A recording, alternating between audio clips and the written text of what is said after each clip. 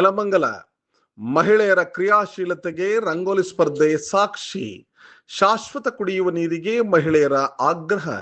ಬೆಂಗಳೂರು ಹೊರವಲಯ ನೆಲಮಂಗಲ ನಗರಸಭೆ ವ್ಯಾಪ್ತಿಯ ಚನ್ನಪ್ಪ ಬಡಾವಣೆ ಮತ್ತು ಗಜಾರಿಯ ಲೇಔಟ್ನಲ್ಲಿ ನೆಲಮಂಗಲ ಉತ್ಸವ ಪ್ರಯುಕ್ತ ನೆಲಮಂಗಲ ನಗರಸಭಾ ಅಧ್ಯಕ್ಷರಾದ ಗಣೇಶ್ ನೇತೃತ್ವದಲ್ಲಿ ಮಹಿಳೆಯರಿಗೆ ರಂಗೋಲಿ ಸ್ಪರ್ಧೆಯನ್ನು ಆಯೋಜನೆ ಮಾಡಲಾಗಿತ್ತು.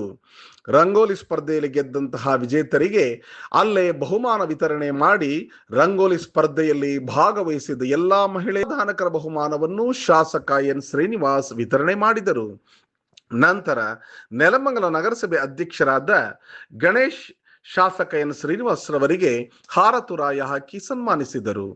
ನಂತರ ಮಾಧ್ಯಮದ ಜೊತೆ ಮಾತನಾಡಿದ ನೆಲಮಂಗಲ ನಗರಸಭೆ ಅಧ್ಯಕ್ಷ ಗಣೇಶ್, ಮತ ಕೇಳಲು ಮಾತ್ರ ಶಾಸಕರು ಮನೆ ಬಾಗಿಲಿಗೆ ಬರಬಾರದು, ಅವರ ಕಷ್ಟ ಸುಖ ಕೇಳಲು ಬರಬೇಕು ಎಂದು ರಂಗೋಲಿ ಸ್ಪರ್ಧೆಯ ಮೂಲಕ ಪ್ರತಿ ಗ್ರಾಮದ ಮಹಿಳೆಯರನ್ನು ಭೇಟಿ ಮಾಡಲಾಗುತ್ತಿದೆ.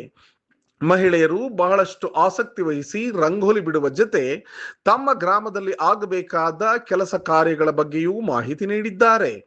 ಸಾವಿರಾರು ಮಹಿಳೆಯರು, ಹೆಣ್ಣು ಮಕ್ಕಳು, ವೃದ್ಧೆಯರು ರಂಗೋಲಿ ಸ್ಪರ್ಧೆಯಲ್ಲಿ ಭಾಗವಹಿಸಿದ್ದಕ್ಕೆ ವಿಶೇಷ ಧನ್ಯವಾದಗಳನ್ನು ತಿಳಿಸುತ್ತೇನೆ ಮತ್ತು ಶಾಸಕರೊಡನೆ ಶಾಶ್ವತ ಕುಡಿಯುವ ನೀರಿನ ಆಗ್ರಹವನ್ನು ಮಹಿಳೆಯರು ಮಾಡಿದ್ದಾರೆ. ಕೂಡಲೇ ಇದಕ್ಕೆ ಸ್ಪಂದಿಸಿದ ಶಾಸಕರು ಕಾವೇರಿ ನೀರನ್ನು 6ನೇ ಹಂತದಲ್ಲಿ ನೆಲಮಂಗಲಕ್ಕೆ ತಂದಿದ್ದೇನೆ, ಅವಕಾಶ ಸಿಕ್ಕರೆ 5ನೇ ಹಂತದಲ್ಲಿ ನೀರನ್ನು ತರುವ ಕೆಲಸವನ್ನು ಮಾಡುತ್ತೇನೆ ಎಂದು ತಿಳಿಸಿದ್ದಾರೆ.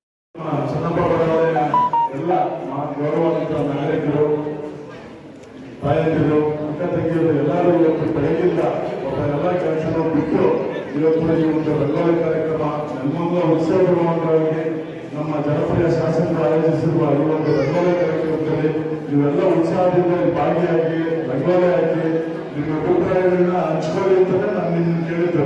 ಒಂದು ನೀರಿನ ಸಮಸ್ಯೆ, ಇವತ್ತು ಬೇಸಿಗೆ ಬರಗಾಲ